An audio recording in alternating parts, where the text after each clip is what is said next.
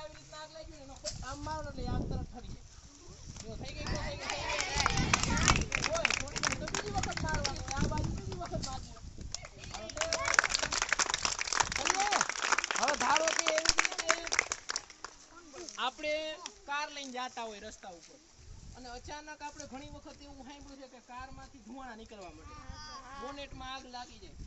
આવી પરિસ્થિતિમાં આપણી પાસે આવું કઈ છે નહીં. હાલો, પાણી નથી, ધૂળે નથી, કાંઈ નથી. આજુબાજુમાં ક્યાંક ઝાડવા દેખાય, બે વ્યક્તિ દ્વારા આવી રીતે મોટા પાંદડા થોડાક વધારે હોય એવી રીતના બે ડાળી કાપી લેવાની, સાઈડમાં ઊભા રહી બોનેટ ખોલી બંને બાજુએ એક જ સાથે એના ઉપર મારો લગાવવાનો. ધારો કે આગ લાગી હોય ને એના ઉપર એક જ સાથે આવી રીતના મારો લગાવો ને એટલે આગ શું થઈ જાય? એના ઉપર